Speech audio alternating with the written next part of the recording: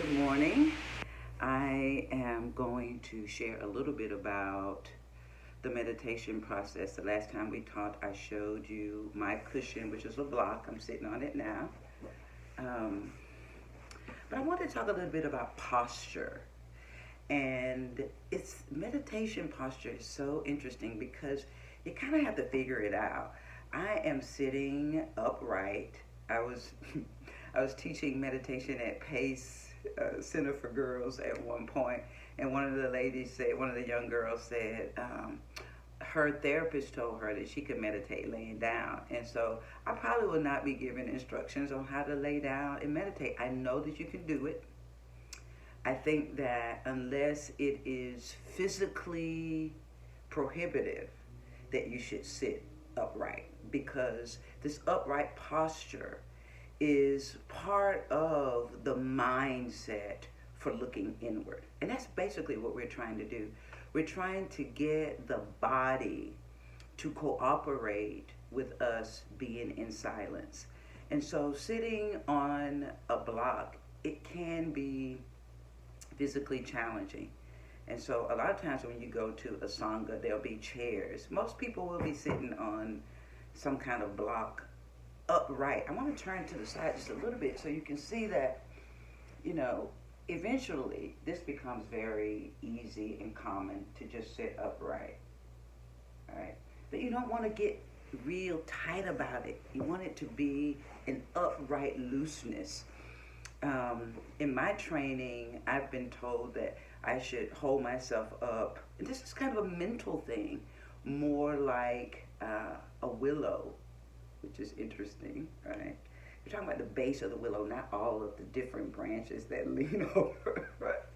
But there's a movable, bendable, and that's the kind of attitude we want to have in our minds as we begin to get in the posture, prepare to either close the eyes or direct the eyes downward. So I'm just going to do this for a second.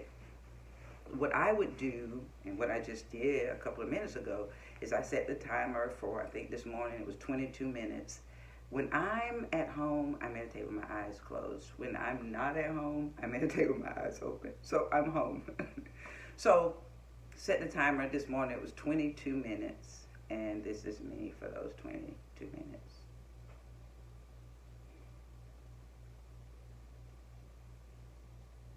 So the outside, I look quiet, right? The thing that really can be confusing for some people is that they are really trying to get to a place where there is no thinking. And we're going to be talking about that a lot. The idea in meditation is not so much that you don't think, but that you become less and less involved in your thinking, but you're aware. And so this is so interesting, because ultimately, in my experience, meditation is about awareness, of really being aware that you're aware. And right quickly, because one of the main reasons that I want to teach meditation is so that people can begin to uncover, discover, and manage biases. But the self-awareness starts long before we ask questions like, what groups of people do I have difficulty with? And where does that come from?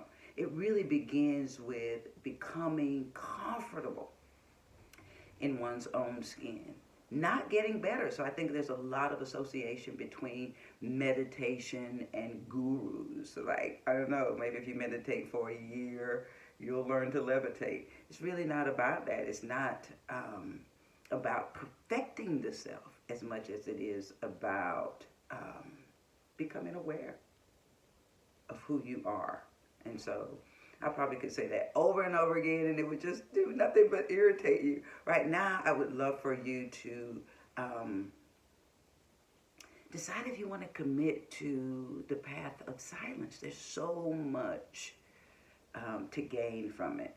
And so I would love it if you would get you a cushion. I'm going to do these at least once a week in December, but probably more than that. I'm thinking about doing a piece on your holiday chill. But right now, I really just want to prepare us to meditate so that we can uncover our biases. Thank you.